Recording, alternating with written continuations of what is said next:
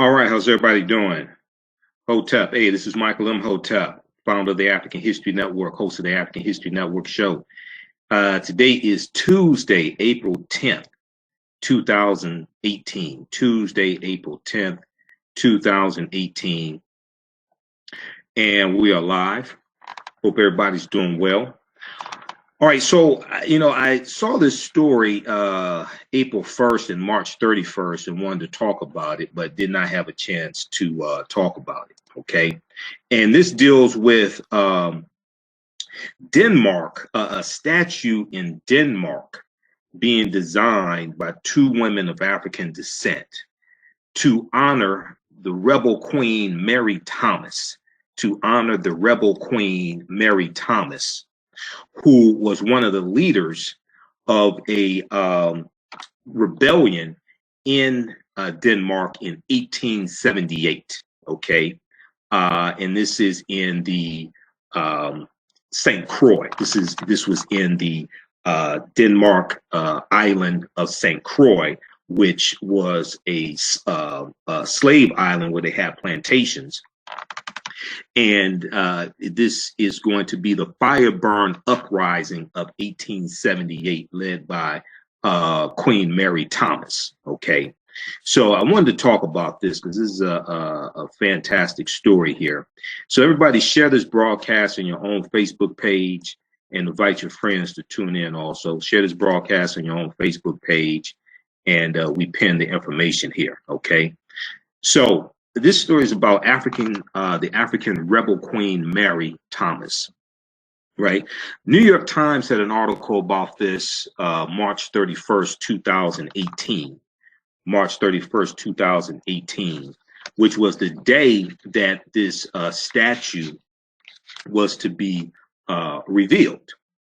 Okay, and this we know that 2017 was the March of 2017 was the 100th year anniversary of the U.S. buying the Virgin Islands from Denmark also. Okay, so this deals with a lot of history, and this deals with the history of the diaspora and the transatlantic slave trade as well. All right, how's everybody doing today? All right, so New York Times is an article. Denmark gets first public statue of a black woman, a rebel queen. Denmark gets first public statue of a black woman, a rebel queen. All right, so the statue of the woman is nearly 23 feet tall. Her head is wrapped, and she stares straight ahead while sitting barefoot, but regally, in a wide back chair, clutching a torch in one hand and a tool used to cut sugarcane in the other hand. Okay, so the tool used to cut sugarcane is called a cane bill, B-I-L-L, a cane bill. All right, and this symbolized the two of the ways that these Africans rebelled against the Danish. Now, in Denmark, where most of the public statues represent white men, two artists on Saturday, March 31st, 2018, unveiled the striking statue in tribute to a 19th century rebel queen who had led a fiery revolt against Danish colonial rule in the Caribbean. Okay, so this was the Fireburn Uprising of 1878, the Fireburn Uprising of 1878. And what we'll do, I'm going to flip over here because I want to show you the actual statue. Okay, so this is the actual statue of Queen Mary Thomas, who was one of the leaders of this rebellion in St. Croix, which is in the Virgin Islands. So the three Virgin Islands are St. Croix, St. Thomas, and St. John's. Okay, and these are U.S. territories. They became U.S. territories in 1917. The U.S. bought these three islands from Denmark for $25 million. All right, so you see her holding the cane bill and the torch. The torch is in the left hand, cane bill in the right hand. Okay. All right. So let's continue here. All right. So in Denmark, where most of the public statues represent white men, two artists unveiled a striking statue in tribute to a 19th century rebel queen who had led a fiery revolt against Danish colonial rule in the Caribbean. They said it was Denmark's first public monument to a black woman. Now, the sculpture was inspired by Mary Thomas. Mary Thomas, known as one of, quote, the three queens, end quote, one of the three queens. Now, Thomas, along with two other female leaders, unleashed an uprising in 1878 called the Fireburn, also known as the Fireburn Uprising of 1878. Okay. Now,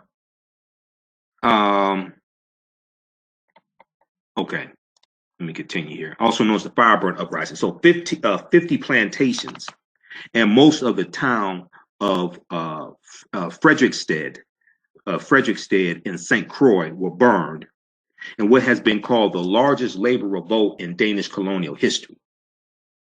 Now, the two sisters' names who did the sculpting, who designed this statue, are Lavon Bale and Jeanette Ellers. Lavon Bale and Jeanette Ellers. Lavon Bale said this project is about challenging Denmark's collective memory and changing it. And she's a Virgin Islands artist, and she's one of the two principal forces behind the statue. She said this in a statement. Okay. So here's some background information on the Fireburn Uprising. Okay. So after the abolition, and here's a scene from it.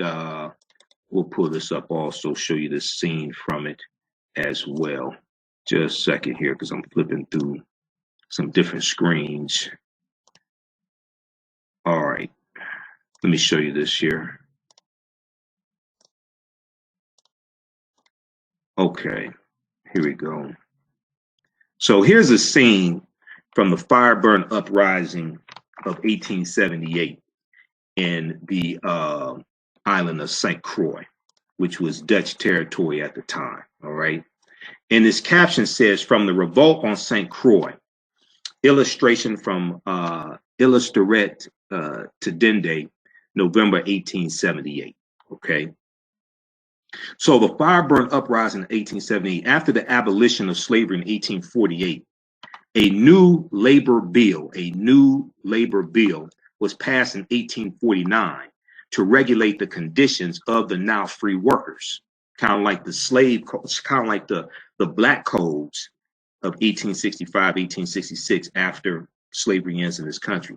Now, the law stipulated a day wage and ruled that workers could only change jobs once a year on October 1st.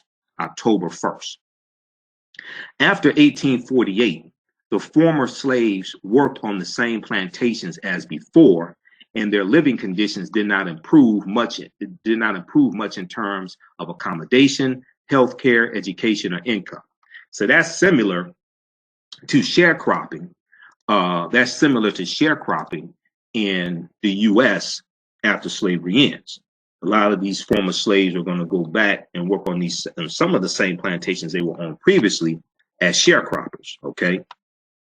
All right. Now, what's going to take place is that slavery. So in Denmark, what happens is the importation of enslaved Africans is going to be outlawed in 1792 in these islands. It's going to be outlawed in 1792. But the rule is not going to be enforced or take effect until 1803, 11 years later. Okay. And then slavery is going to continue until 1842. The practice of enslaving Africans in St. Croix, St. Thomas, and St. John's, which at this time were territories of Denmark, is going to continue to 1842. All right. And there's an article from AtlantaBlackStar.com that talks about this as well. Rebel Queen Mary, first statue honoring Black women black woman erected in Denmark. Okay, so let's go back to this background information on the Fireburn uprising of 1878. All right, and it's a little hard for you to see it, so I'll just continue. All right, so after 1848, the former slaves worked on the same plantations as before, and the living conditions did not improve much in terms of accommodation, health care, education, or income. So during slavery, the plantation owner had a duty to provide the old and disabled, to provide for the old and disabled, but he did not have the same obligations to allegedly free workers. Okay, during slavery, in these islands, the plantation owners had a duty to provide for the old and disabled enslaved Africans. But once they are free, they were not obligated to take care of them, to provide for them, etc. Now the same was true of health care. Before 1848, the slave owner had paid. Before 1848, the slave owner had paid for the workers on his plantation to visit a doctor, whereas after 1848, these costs had to be covered by the now enslaved workers. Okay, so this is in these islands that belong to Denmark. All right. Now, in this article here, they say that they outlawed slavery in 1848. So that's probably what it was. And the one from AtlantaBlackStar.com, they said slavery ended in 1842, but it says here that slavery was abolished in 1848, and I think I saw that somewhere else as well. Slavery was abolished in 1848 in these three islands. Okay, all right. You're going to have this rebellion to take place in 1878, October 1st, 1878, because of the conditions that African people were dealing with, even though slavery had ended 30 years before that. All right, so before 1848, the slave owner had paid for the workers on his plantation to visit a doctor, whereas after 1848, these costs had been covered by the now enslaved workers. Their pay, however, was so low that it was almost impossible to provide for themselves and their families, let alone pay for medical care. This led to increasing unrest. On October 1st, 1878, which was known as Job Change Day, many of the workers on St. Croix were gathered in Frederiksted, where there were celebrations and drinking. After some commotion on the streets, the police launched a brutal clampdown, sending a farm laborer called Henry Trotman, Trotman, to the hospital. The unrest continued, and rumors spread that Henry Trotman had died as a result of police brutality. After this, the riot escalated. Henry Trotman, however, was not dead, but the police and military had to retreat to the fort in Frederiksted to escape the angry masses. The workers started to charge the fort, but were unable to penetrate the defenses. A horseman was dispatched to the town of Christiansted at the other end of St. Croix to alert the colonial powers and request assistance. Late that night, buildings in Frederiksted were set on fire and shops were looted. Okay, now the next morning, soldiers from Christiansted came to rescue the fort, but the torching of fields and plantation property on St. Croix continued throughout the day. Around 50 plantations and most of Frederiksted were destroyed by fire, which is what gave the revolt its name, Fireburn. Okay, Fireburn. This is the Fireburn revolt or Fireburn uprising of 1878 in the island of St. Croix. Now, Today, 3 women who participated in the rebellion have gone down in history as a symbol of resistance to colonial power in the West Indies. The women are known as Queen Mary, Queen Agnes, and Queen Matilda. All 3 of them were arrested together with a 4th woman called Susanna Abramson, okay, is Abraham's son. She's known as Susanna Abramson Bottom Belly, and served part of their sentence in the Christian Haven Women's Prison in Copenhagen in the 1880s. The Christian Haven Women's Prison in Copenhagen in the 1880s. This is where they were sent, okay, to serve their prison term. They were arrested in 1882. They were arrested in 1882 and sent to this prison, all right? Now, after the rebellion, there were slight improvements in the laborers' conditions, including higher pay. Their battle for reasonable working conditions under Danish rule did not end here, but continued until the Danish West Indies was handed over to the U.S. on March 31st, 1917, known as Transfer Day, okay? March 31st, 1917, known as Transfer Day. So, last year and this year, they were celebrating, they were commemorating the 100th year anniversary of these 3 islands becoming U.S. territory, okay? They were sold to the U.S. from Denmark, March 31st, 1917, for $25 million, okay? St. John's, St. Thomas, and St. Croix, collectively known as the U.S. Virgin Islands. So when we saw the hurricane that hit, those couple of hurricanes that hit the U.S. Virgin Islands during the summer, okay, you know, they were talking about this the same time they were hitting Puerto Rico. They were talking about this, and a lot of people did not know that these were U.S. citizens in the U.S. Virgin Islands. These are U.S. citizens. They have representation in the U.S. House of Representatives, the U.S. Virgin Islands. Okay, and Joanne Reed on AM Joy, MSNBC, she probably had the best coverage of this. Roland Martin on News One Now, he covered it a lot when he had his show on TV One. But Joanne Reed, like every week, she had coverage of this and interviews from on the ground in the U.S. Virgin Islands, shining a light on this, shining a light on the conditions in the U.S. Virgin Islands and the aid that was needed.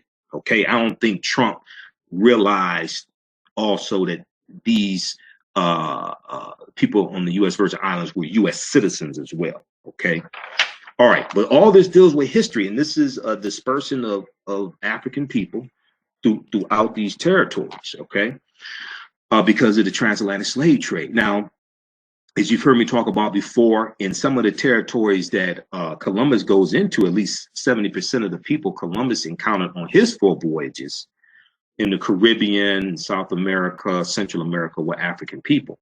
But you're going to have African people disperse into these various territories and disperse into St. Croix, St. John's, and St. Thomas as well. Okay. All right. So that was some background information on the Fireburn Uprising in 1878. Okay, now let me go back to this article from the New York Times, and we'll come to some of your comments. Now, how's everybody doing today? All right, share this information on your Facebook page. Invite your friends to tune in also. Okay.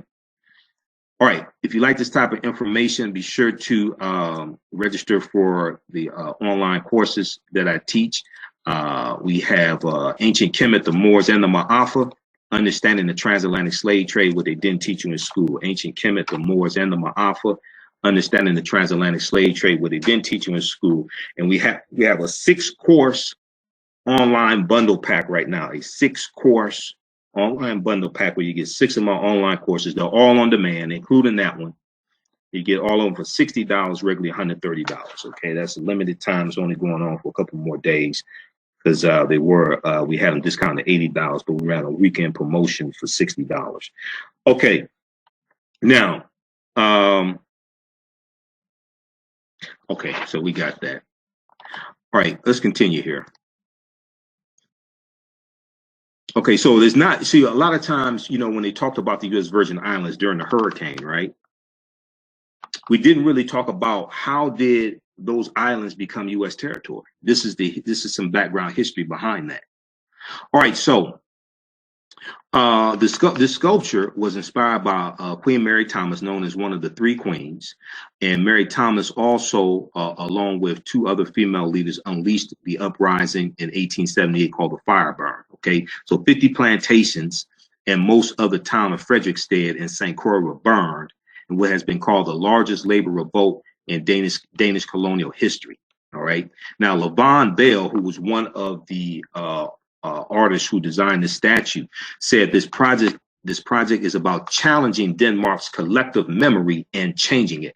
Challenging Denmark's collective memory and changing it. Now, the unveiling comes at the end of a centennial year, commemorating the sale by Denmark of 3 islands to the United States on March 3rd, 1917. March 3rd, 1917. Okay.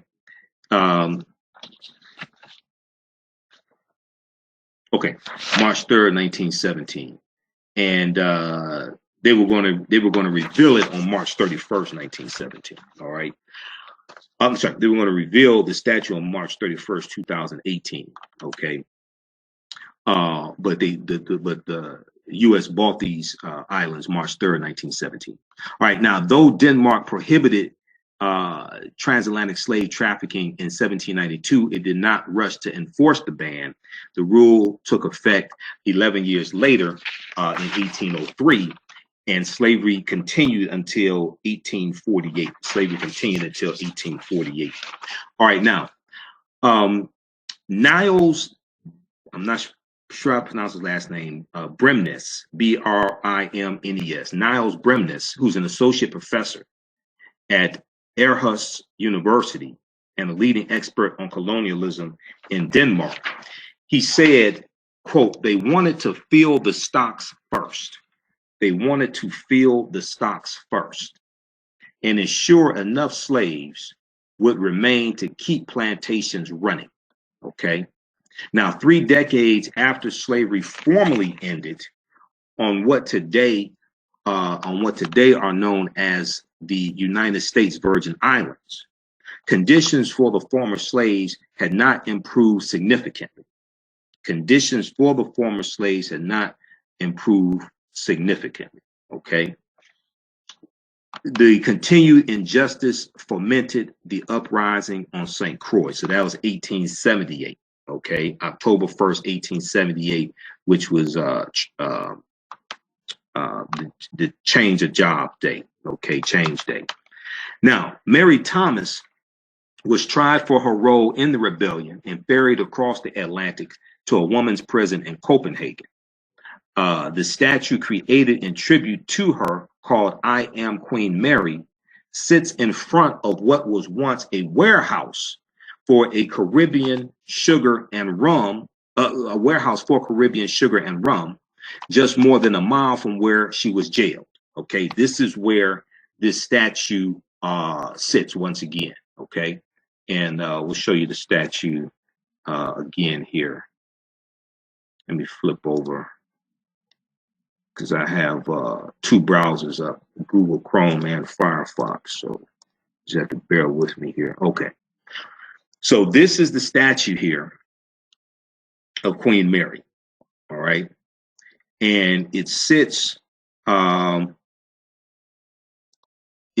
front of a warehouse where they used to house sugar and rum. All right. And this is just more than a mile from where she was jailed. All right, now,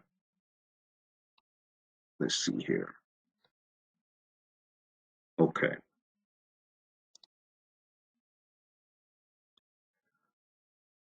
All right, now, the only other tribute to Denmark's colonies are those who were colonized, or those who were colonized as a statue of a generic figure from Greenland. Okay. Now, here are the sisters who are the sculptors of this statue. Let me scroll down, let you see them. Okay. Here are the sisters. All right. This is the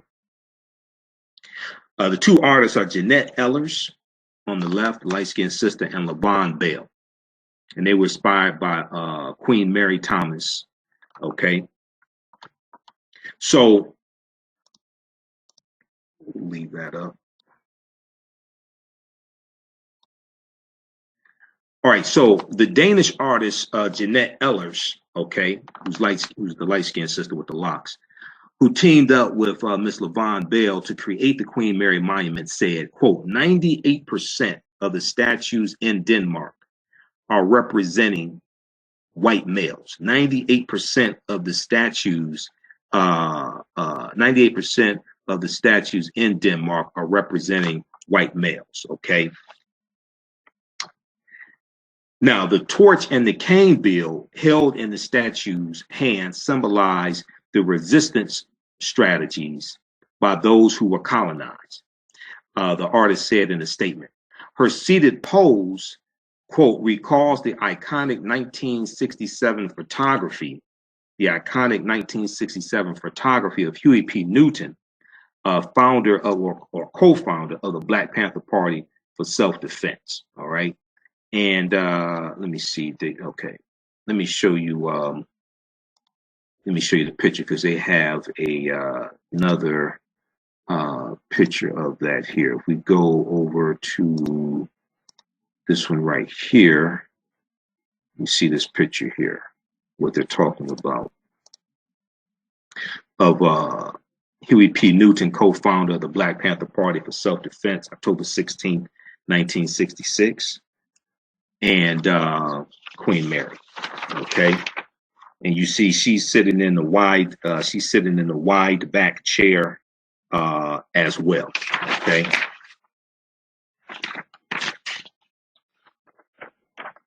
All right, so let's continue here.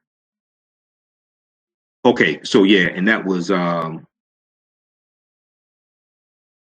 change jobs was once a year, October 1st, okay. Job change day, called job change day. All right, so now this, you can check out the website lavonbell.com, and she has information there on the I Am Queen Mary statue. All right, here is her and Jeanette Ellers as well. Okay, so you can check this out. They talk about the making of the statue also. All right.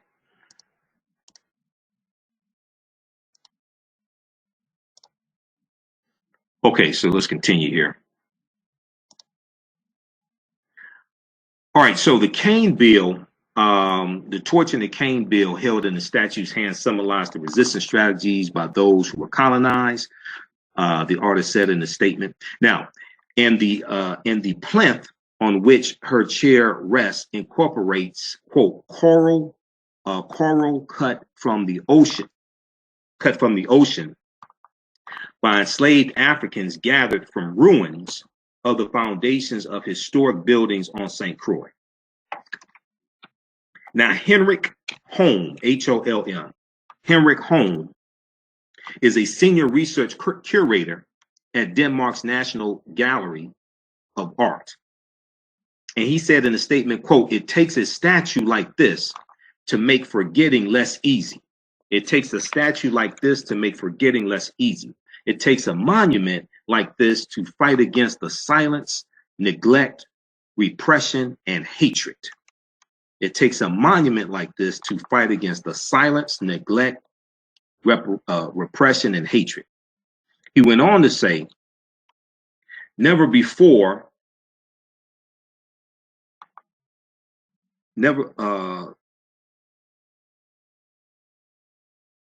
is Mary Thomas. It's Queen Mary Thomas. Okay, never before has a sculpture like this been erected on Danish soil, he said. Now Denmark is offered a sculpture that addresses the past, but it is also an artwork for the future. It is also an artwork for the future. Now, the preferred self-image of this country of 5.5 million is that of a nation at the forefront of democratization and the savior of Jews during World War II. And even though the Vikings raped and pillaged their way around the shores of Britain and Ireland, the Viking Age is generally a source of national pride and amusement in Denmark. I don't know why it would be a source of national pride. Okay.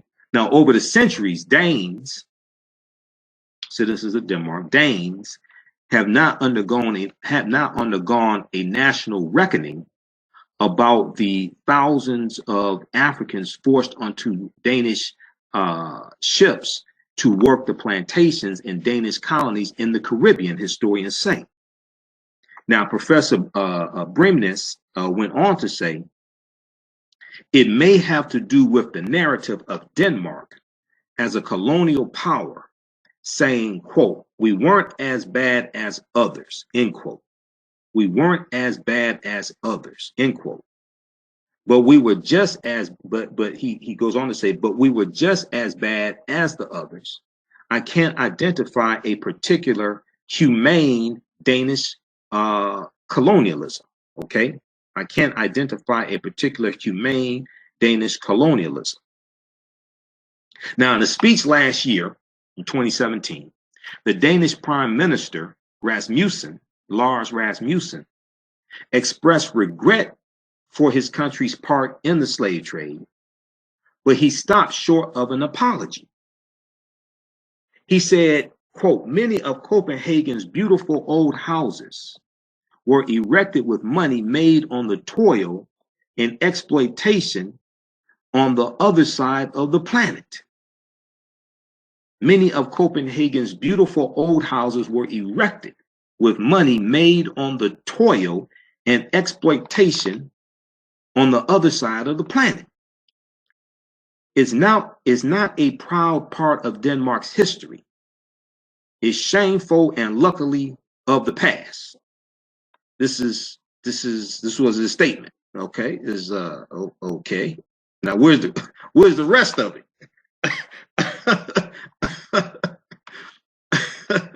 He didn't offer an apology and no talk of reparations to repair the damage. Okay, you admitted the wrongdoing, you didn't apologize for it, and no talk of reparations. I find that very interesting. All right. Okay, so check out this article from New York Times. Denmark gets first public statue of Black woman, a rebel queen. Denmark gets first public statue of Black woman, a rebel queen. All right, and it's about Queen Mary Thomas.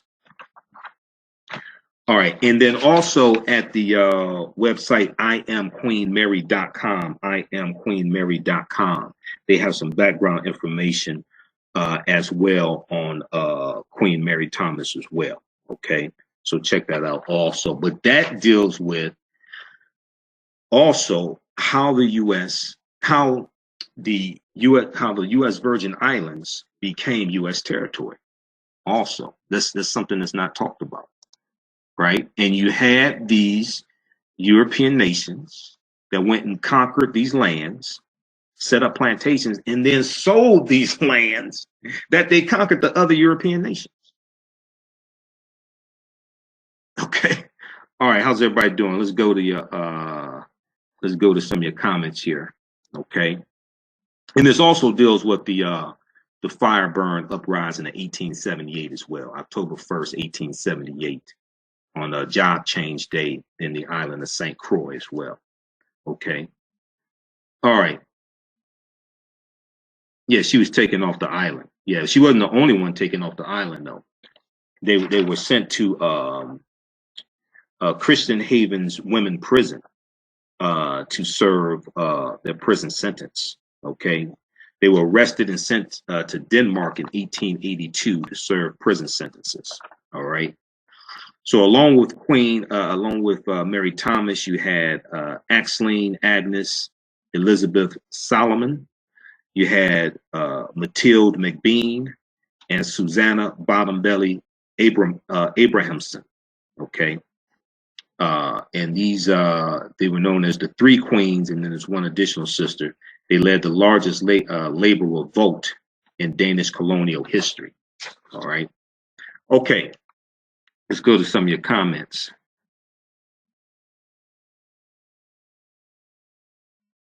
Okay, I don't know what you're talking about, the Three Queen marriage. What are you talking about, Lamage? All right, let's see. We got Lamage, contract day, or also called change day as well, job change day, October 1st. Okay, Joan, we got Joan.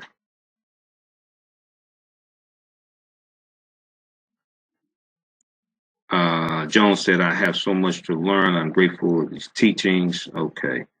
I've never been told about the fire uprising. They were usually in most of these places where we're enslaved, usually in most of these islands where we're enslaved, usually you had uprisings. And a lot of these islands, the Africans were the majority population, a lot of these islands also. Okay, so you usually had these uprisings. Willie said, but they did not say about the black woman. What do you mean, Willie? Okay, you got Johnson LaFontaine. He said, wow, really? You got Tommy, Phyllis. Okay. All right, share this broadcast on your own Facebook page. Invite your friends to tune in. I've seen articles about this from thegrio.com, AtlantaBlackStar.com. They picked up the article from the New York Times. Okay, really, really good article from Martin Sorensen from the New York Times. Then I went to the I Am Queen Mary website and I looked at some of the other sources. Oh, now here's something you can look at, do some additional research. There's this other website that the link is in the article from the New York Times, because I went and looked at their different sources and their different links also. Okay, here's another source. Now this is let me pull this up. Okay, we've got this. This is dealing with the Danish West Indies, but this site is, let's see. This is virgin-islands-history.org. Virgin-islands-history.org. Okay, and this deals with history of the Virgin Islands, things like that. Okay, and we'll go back here. So it talks about the Danish West India Company, right? And as I've talked about before, these European nations are going to organize themselves into what are known as slave trading companies. They're going to be financed by wealthy people. And these ships go out, they have crews, they go out and capture slaves, buy them, engage in raids on other villages, things like this. They acquire these slaves various ways, right? So these voyages had to be financed. So you're going to have like the Dutch West India Company, the Dutch East India Company, the Brandenburg Company. You're going to have these Europeans that organize these slave trading companies and finance them. All right. So if we look at this here, the Dutch West India Company is established 1671, 1672. Okay, we're looking at this period of time. After several expeditions to the Caribbean, the Danes had occupied the island of St. Thomas in 1666. It had one of the best harbors of the West Indies. However, the occupation had to be abandoned. To pool all resources, the Danish West India Company was established in 1671 in Copenhagen to reoccupy St. Thomas. Okay, to reoccupy St. Thomas. The job of the Danish West India Company was to handle sailing colonization, and trade on St. Thomas. From 1674, the company also took over the Danish establishments of the Gold Coast of Africa. Okay, that's Ghana was known as the Gold Coast. And the name was changed to the Danish West India Guinea Company. So you're going to have the Dutch East Indian Company. You're going to have the Danish West India Company. You're going to have these different European nations. They're going to organize themselves into these slave trading companies. Now, the role of the Danish West India Company, the role of the Danish West India and Guinea Company. Now, the company managed the colonies in the West Indies and West Africa on behalf of the Danish king. Officials, soldiers, tradesmen, and plantation owners were sent out from Europe. Many slaves were transported from Africa to do the hardest work in the colonies.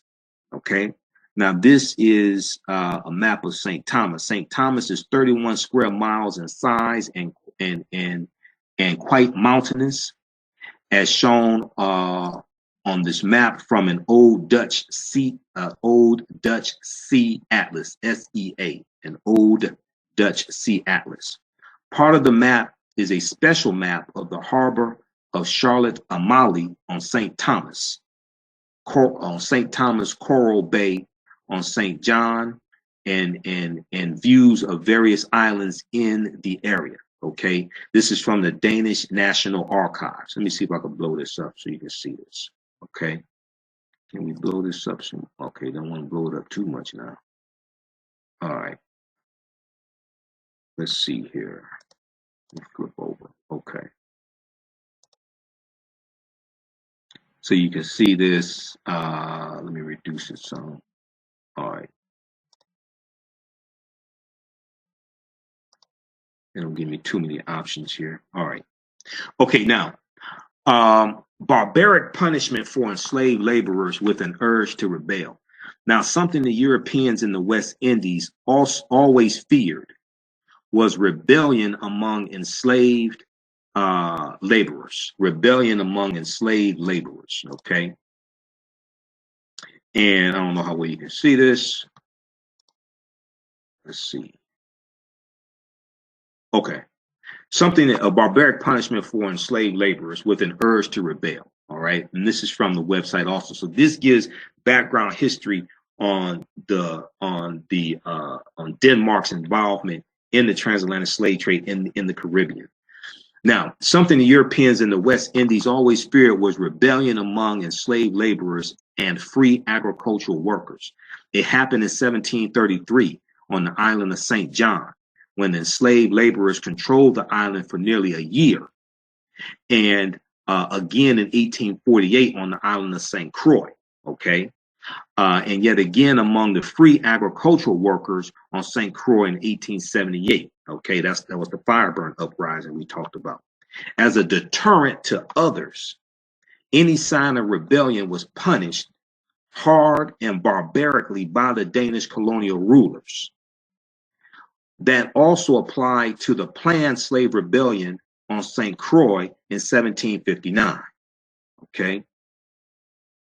Now, this page right here, this it says first page of Sheriff Engelbert Hesselberg's report on the planned rebellion on the island of St. Croix in 1759. The report has been considered interesting and therefore exists in several simultaneous copies. Reproduced here is the copy from the handwritten manuscript collection of the Danish National Archives. Okay. All right. So this deals with one of the rebellions. Engelbert Hesselberg interrogates the enslaved laborer Cudjoe. Now, one day in the beginning of December 1759, an enslaved man by the name of Cudjoe asked for some rifle bullets. Cudjoe thereby revealed that the enslaved laborers were preparing a rebellion against the white masters of Christmas time. Christmas time. Cudjoe was immediately arrested and interrogated by the sheriff in Christiansted. Engelbert Hesselberg was his name. Okay, the sheriff. The enslaved laborer confessed and provided names of several co-conspirators, both enslaved laborers and free agricultural workers. The plan was first to conquer the individual plantations and then the yet unfinished Fort Fredericksburn, Fort Fredericksburn in Frederickstead. They had all taken a solemn blood oath and declared that they would not under any torments disclose the plans. Barbaric executions. One of the chief suspects managed to cut his own throat while being arrested.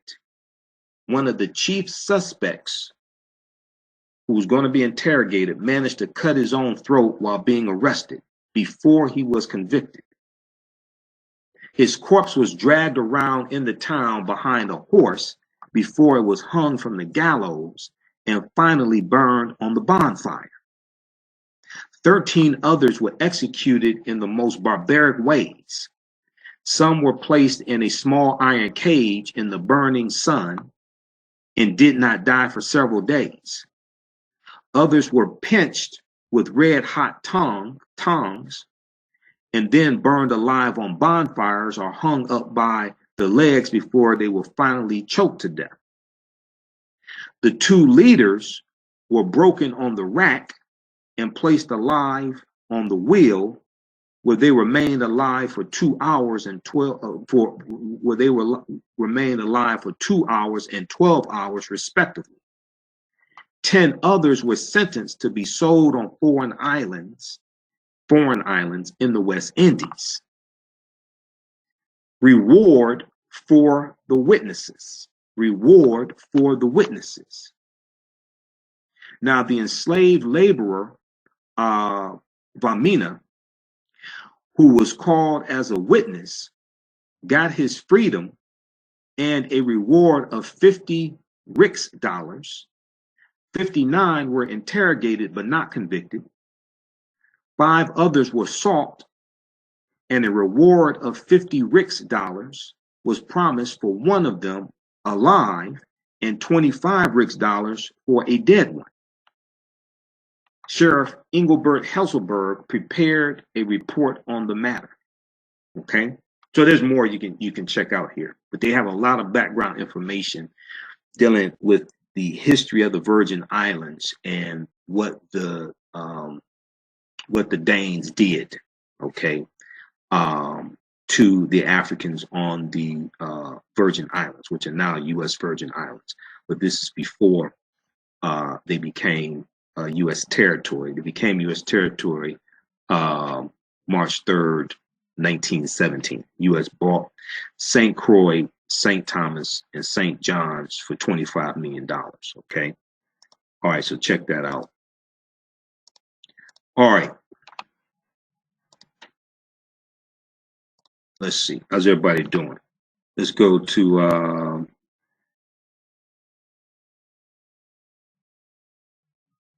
okay, let's go to if you have a question, go ahead and post your questions here. And that website, that was one of the references from the article from the New York Times. That is, we'll post a link here. That is virgin-islands-history.org. It gives a lot of background history of the Virgin Islands, the slavery that was taking place, the slave rebellions that were taking place, the Danish involvement when it was under the control of Denmark, under the control of the Danish. It gives a lot of that background information here. We'll post it again. We'll post it again here. This portion is the Danish West Indies. The Danish West Indies. They have a timeline of history. I spent like an hour going through maybe a little more than that, going through looking at the different pages, the different topics. They have a timeline of history that they lay out also, dealing with this. So we'll post this link here dealing with the timeline. You may start there. And they talk about the Danish West India Company is established 1671, 1672. They deal with a lot of that history. Let me post this link here.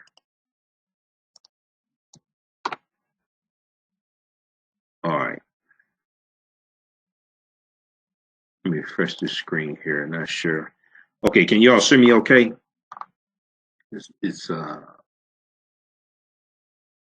I'm monitoring it here on Facebook, and it's distorted. So I want to make sure you all can see me okay and hear me. Okay. We got this here. Okay. Okay, so it's coming through all right. Okay, how's everybody doing? So we got DeBay Moore, Paul Nelson. Those just tuning in, hey, this is Michael Imhotep, founder of the African History Network, host of the African History Network show. I'm a talk show host, researcher, lecturer, and writer. Sure to follow our Facebook page, the African History Network. Sure to follow our Facebook fan page, the African History Network. We have a lot of information here for you. Post articles throughout the day. Have video clips, all type of information here as well for you. Jones said, I'm aware that there are a lot of books with false history, but is there any good books on this subject? Dealing with the well, one book that you may want to read is by Lerone Bennett Jr., Before the Mayflower, by Lerone Bennett Jr. I have the 6th edition. That's from 1982. I don't know if they have an edition after that, but that's a good book that deals with African American history through slavery, even before slavery. He deals with that even before slavery. Another good book is The First Americans Were Africans, Documented Evidence by Dr. David Imhotep. First Americans Were Africans, Documented Evidence by Dr. David Imhotep. Okay. And Dr. David, I've interviewed Dr. David Imhotep a number of times. That's not him on the cover of the book, but I've interviewed him a number of times. Some of you may have heard the interviews I've done with him, because we have about 800, almost 830 audio podcasts at our website, AfricanHistoryNetwork.com, AfricanHistoryNetwork.com. We got about 830 audio podcasts. They're going back 8 years. So you can listen to the interviews I've done with them also. Okay. And then also I teach an online course as well, Ancient Kemet, the Moors, and the Ma'afa. Understanding the Transatlantic Slave Trade, what they didn't teach you in school. Understanding the Transatlantic Slave Trade, what they didn't teach you in school. Okay. All right.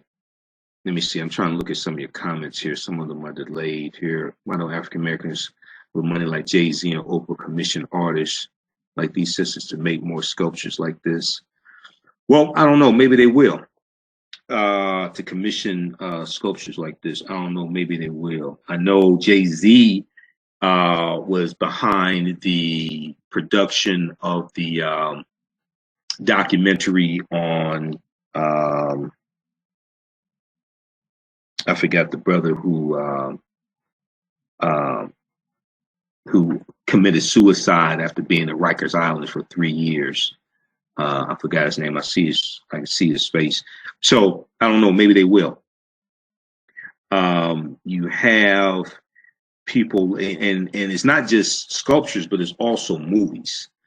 So you have Viola Davis, who's about to produce a movie called The Woman King, about a real mother-daughter relationship, and these are African female Dahomey warriors. Okay, the Ohosi or the Mino, and AtlantaBlackStar.com had an article about that from March 2018. Viola Davis and her husband's production company are going to produce that film. Okay, so all right. Let me see. Thanks for watching this again. I note this. All right.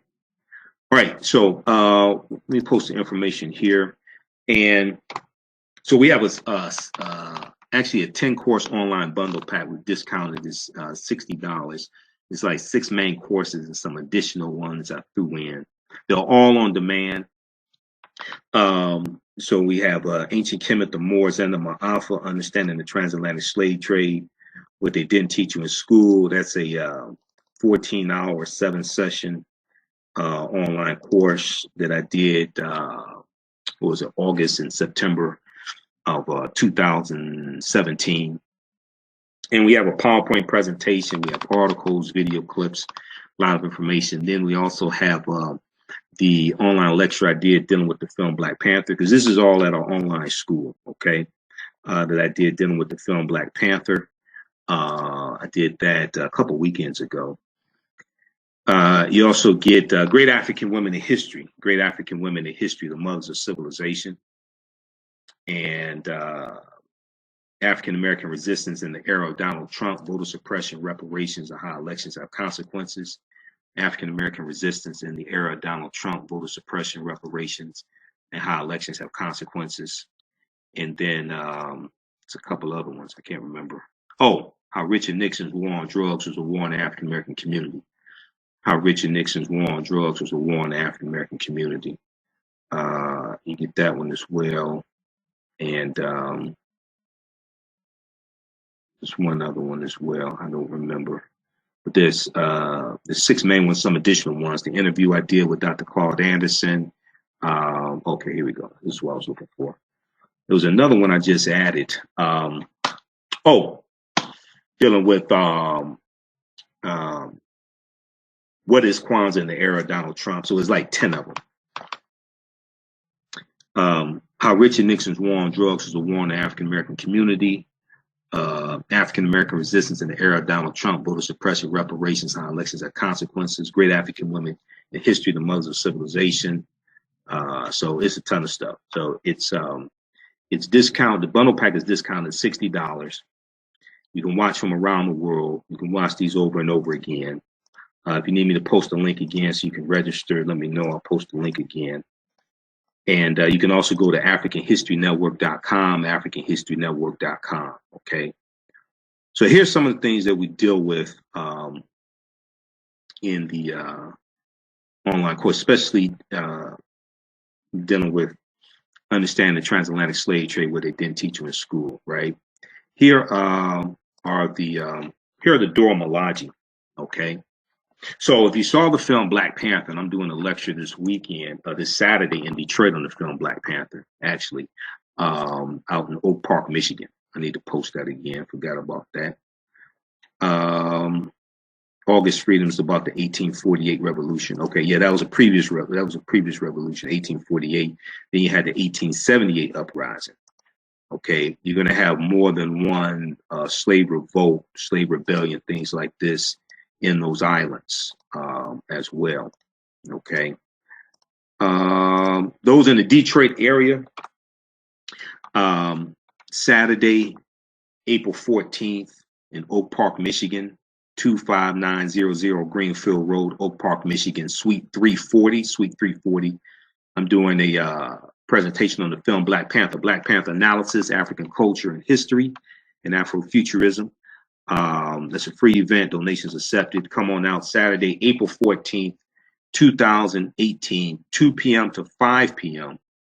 At the Crown Point Building. It's an office building, the Crown Point Building, 25900 Greenfield Road, Oak Park, Michigan, Suite 340. Visit our website, AfricanHistoryNetwork.com, AfricanHistoryNetwork.com, and and we have information there. Yes, we're live, Jamal. What is wrong, Jamal? Okay, so you got the Dora Milaje, right? The African female warriors of Wakanda, that the personal bodyguards of the King T'Challa. They also help defend Wakanda. And it's believed that they are based upon the African female warriors of Dahomey from the 17th to the 19th century, known as the Ahosi, or the Mino, Ahosi meaning the king's wives, Mino meaning our mothers. And they're going to fight in the Franco-Dahomean War of 1890. So these were fierce African female warriors. Here's a picture of them. Trained in combat. They were known to decapitate opponents in battle. And Viola Davis, her production company, is going to produce a film starring Viola Davis and Lupita Nyong'o as a real mother-daughter relationship who are African female Dahomey warriors. Okay, so the AtlantaBlackStar.com had an article about that from early March 2018. I didn't see a release date, but I'm looking forward to seeing that movie, because one of the things that the film Black Panther is going to do, you're going to see a change in some of the types of movies that we see being produced with predominantly African American cast, and you're going to see a increase in the quality as well. Okay, so some of the things we deal with in ancient Kemet, the Moors, and the Ma'afa, understanding the transatlantic slave trade, what they didn't teach you in school, and I'm trying to monitor the comments as well. That the crucial do not make a speech to the queen. Okay. All right. Yeah, streaming live. I mean, is this talk on? Oh, it's talk on Saturday live streaming. No, it's on location in Detroit. We have we have that presentation on DVD because I did it for a small group on Thursday, April 5th. So you can order that DVD from our website, AfricanHistoryNetwork.com, if you want to, Joan. It's like 3 hours. Okay, AfricanHistoryNetwork.com. You can order that DVD from our website, because I did a presentation for a small group in Detroit. April 5th. Okay. All right. Let's see. Okay, Melvina said, I know I am from Wakanda. All right, so some of the things we deal with what was the transatlantic slave trade, what were some of the events that led up to the transatlantic slave trade starting, what role did Christopher Columbus play, because Columbus was really crucial to the transatlantic slave trade starting. And contrary to popular belief, Columbus never came to the land we call the United States of America. Columbus never came to the land we call the United States of America. Okay, he goes into the closest he comes to this land that we call the United States of America was Cuba, which is 90 miles away. Okay, he goes into Central America, he goes into the Caribbean, he goes into South America a little bit. Okay, but he never comes to this land that we call the United States of America. All right. So we do when did Africans first come to the U.S. as slaves? Because first of all, African people, if you read the first Americans were Africans, documented evidence by Dr. David Imhotep, and you've heard some of my interviews with him or Professor Kaba Kamene, you know that African people were here going back tens of thousands of years, at least 51,700 years ago. The Khoisan, who have the oldest DNA on the planet, and come from Southern Africa. Okay, but we were here even as enslaved Africans before Jamestown, Virginia, August 20th, 1619. Okay, so a lot of people say we first came to these shores August 20th, 1619. Well, the Spanish were taking Africans into the territory called South Carolina in the 1520s, because the Spanish were involved in the transatlantic slave trade before the British, before the English. And we know that Jamestown, Virginia was an English colony, British colony. The Spanish get involved in transatlantic slave trade right after the Portuguese get involved. Portuguese were the first ones involved. Then the Spanish follow behind. All right. We deal with, did Africans sell themselves into slavery? That complicated history. Were African people in America before slave trade began? Yes, we were. This was our land stolen from us.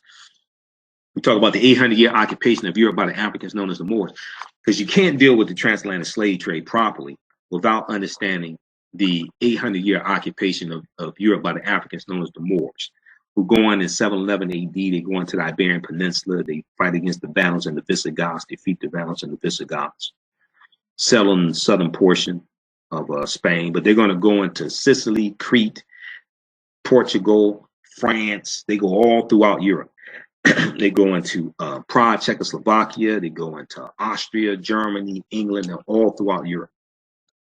Okay, so to understand these Europeans coming out of the Dark Ages, late 1400s, early 1500s, to understand the need to rebuild Europe after Europe was devastated by the bubonic plague, the Black Death, that hits in spurts from 1347 to 1400, and Europe losing 1/4 to 1/3 of their population.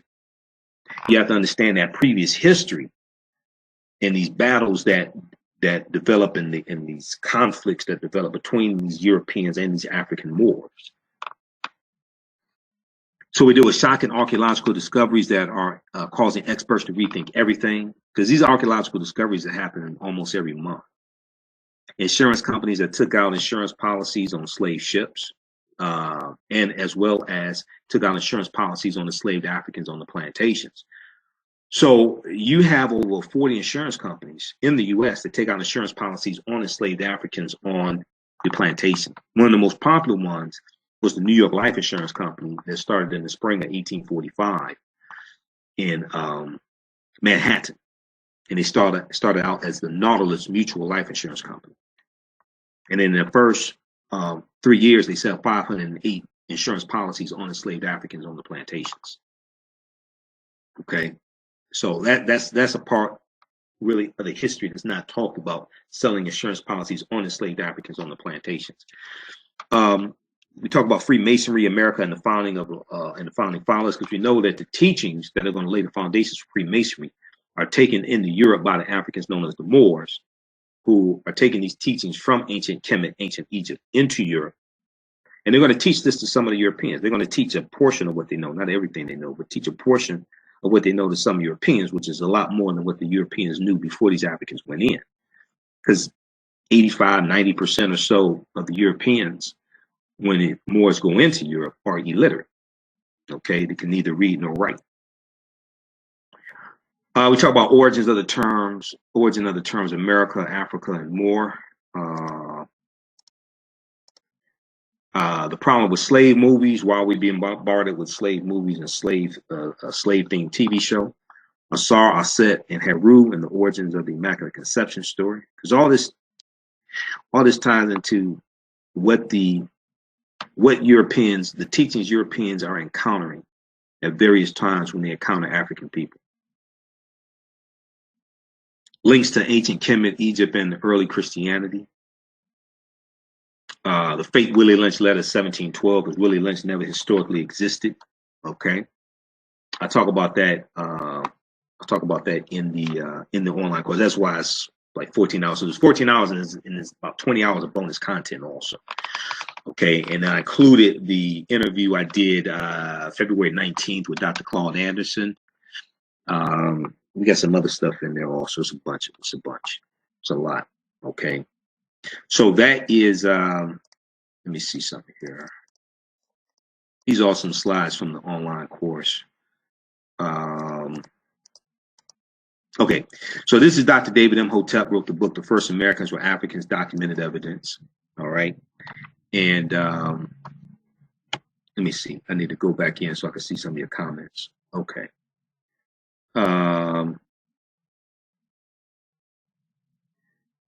The poor portion. Too bad you folks missed the portion about St. Croix and the Virgin Islands, especially the descendants of Queen Mary. They can go back and watch this once it's over. They can go back and watch it. Thanks, Leroy. They can go back and watch it. All right. Let me post this link again here. So you can register for online courses at, we have a bundle pack where you get 6 of my online courses. It's a $130 value. You get it for a limited time for $60. Actually, it's 10. I'm sorry. It's 10 online courses. I added some additional ones in. They're under the option of understanding the transatlantic slave trade, where they didn't teach you in school. Okay, so I just added some more things between yesterday and today. So it's regularly $130 on sale, $60. You can watch them on demand. You can watch them around the world. As soon as you register, you can start watching. Okay. All right. I'm gonna keep going here for a few more minutes. Okay, so some people are familiar with Dr. David Imhotep, who wrote the book, The First Americans Were Africans, Documented Evidence. A lot of people found out about him through the African History Network, my interviews with him, okay? Page 14 of his book, he deals with the discovery made in 2004 by Dr. Albert Goodyear. Dr. Albert Goodyear, who is an archaeologist at the University of South Carolina. 2004, he made a discovery in Allendale County, South Carolina. Page 14 of his book, he lays this out, right? They found artifacts, architecture, campsites, carvings, Egyptian writings, footprints in lava, genetic M174D haploid groups dealing with DNA and genetics.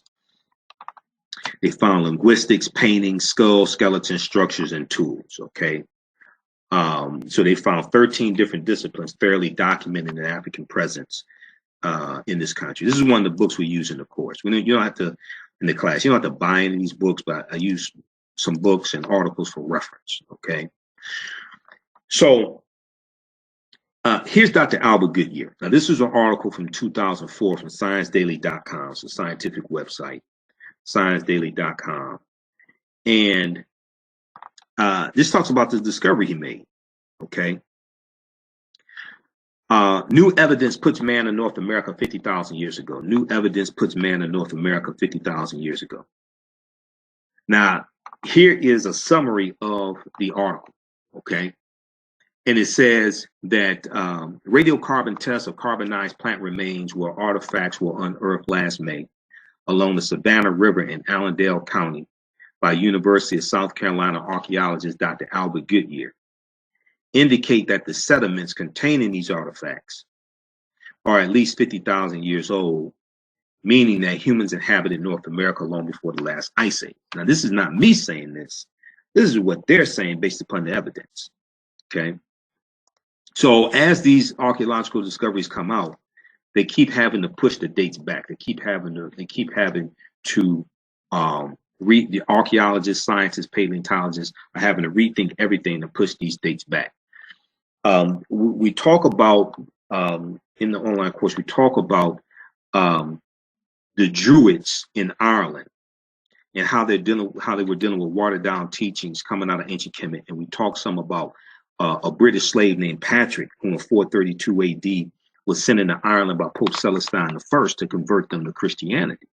And this is why people celebrate St. Patrick's Day today. Now, most people don't know what they're celebrating. They don't understand they're celebrating a mass murderer who killed thousands of Druids and thousands of Irish on behalf of the Christian church. They don't understand what they're celebrating, okay? This ties in, and that history ties into the Moors. It ties into the Knights Templar, who start out as the Poor Knights of Christ. They're formed during the Second Crusades, 1118 AD. And all this history ties together, okay? This is why you have to understand the chronology of history. All this history ties together. You have to understand how a sequence of historical events lead up to a larger event taking place. You have a domino effect. So this is a depiction of the Druids and how they used to dress. Druid in Old Irish means he who knows, and they were dealing with something called the gnosis, the true knowledge, which was a watered down version of teachings coming out of ancient Kemet from our ancestors. And what they were dealing with conflicted with Christianity, what was being taught in Christianity. Now, this term at the bottom that you see here, called frigatriskaidekaphobia, okay? That is the fear of Friday the 13th, the fear of Friday the 13th. And you're going to have a group of Knights Templar in France that are rounded up in about 1309, October 13th, Friday, October 13th, about 1309. They're going to be rounded up and tortured, things like this. But this was said to be the day that the knowledge stopped, because they were the ones who had this knowledge that the Moors brought in. And this was said to be the day that the knowledge stopped. This was one of the reasons why Friday the 13th is looked at as an unlucky day, okay, because of what happened with the Knights Templar. All right. And this is when I talked about the history of St. Patrick's Day, some of y'all may have seen that. I showed this meme here, right? So you have some African American children dressed up for St. Patrick's Day, don't know what they're celebrating, don't know why they're wearing green, because Patrick's color wasn't even green, it was blue. Okay? Patrick wasn't Irish, he was British. The whole thing's just screwed up. But I talk about how if you wear green on St. Patrick's Day, will you wear red, black, and green on African Liberation Day? If not, why not? African Liberation Day is May 25th. If you wear green on St. Patrick's Day, will you wear red, black, and green on African Liberation Day? And this meme says, I hope for the day I see black folks this prideful about their own history, fixing our own problems and unifying for a black agenda. So we're celebrating St. Patrick's Day because we've been taught by Europeans to celebrate this, or we were taught by African Americans. Usually we're taught in school to celebrate St. Patrick's Day, wear green, things like this. Don't know why we participate in this. The teacher told us to do this. The teacher usually doesn't know why, doesn't know who Patrick was, doesn't know why we celebrate it, right? And March 17th was Patrick's feast day. So Patrick dies, who was a bishop, British, was a Christian bishop who was British, dies March 17th, 462 AD. March 17th, 462 AD. So this is known as his feast day. So this is why you have a celebration of Patrick on March 17th. Okay. Let's continue here. So we talk about archaeological discoveries like the lost city of Egypt, Tanis Heraklion, and there was the findings were revealed in 2013 of this lost city of Egypt that was swallowed into the sea about 1,200 years ago. Okay. What else? So there's a lot we talk about. Of course, we have to talk about the Moors. Talk about the influence of Freemasonry of the Moors. So the word Mason is derived from the Latin words mass and sun. Mason means child of light and expresses, Mason means child of light and expresses the desire to pursue light, which is a metaphor for the sun, which symbolizes knowledge. The term child of light and sons and daughters of light was first used to identify students who had completed 42 years of study in the temples of ancient Kemet or ancient Egypt. Kemet, meaning land of the blacks, one of the original names for Egypt. Egypt is an Arabic word and Greek derivation. That's not what we called it. Many Masonic temples were modeled after the temples of Kemet, places where light knowledge was imparted in a series of steps or degrees. Like you go to college and you get your credentials in a series of degrees. So read Egypt on the Potomac by Tony Browder, because he deals with this in that book. Egypt on the Potomac deals with how the layout of Washington, D.C. is based upon ancient African principles coming out of ancient Kemet. Layout of Washington, D.C. is basically a copy of the layout of ancient Egypt. That's what he deals with in this book, Egypt on the Potomac. Okay, and we see famous statue of All-Set on the left, All-Set with the baby Heru, what the Greeks called Isis and Horus. And then from this, we get the Black Madonna and Child, which was worshipped all throughout Europe. Europe used to worship the African woman. Okay.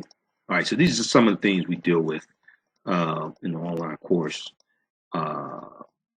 Stephen Biko, one of our great South African freedom fighters, said the most potent weapon in the hands of the oppressor is the mind of the oppressed. The most potent weapon in the hands of the oppressor is the mind of the oppressed. Bantu Stephen Biko. Right. So we have to take our minds back. Okay. All right. Let me see if you have, so you can post your questions here, be here for a couple more minutes. You can register for the online course. It's all on demand. So as soon as you register, you can start watching. We'll post a link there. You can also go to AfricanHistoryNetwork.com, AfricanHistoryNetwork.com. We have a 10-course online bundle pack right now for limited time only. It's $60 regularly, like about $130. But all the courses are on demand. You can watch on your smartphone, tablet, or your computer. Okay. All right. Bantu Stephen Biko.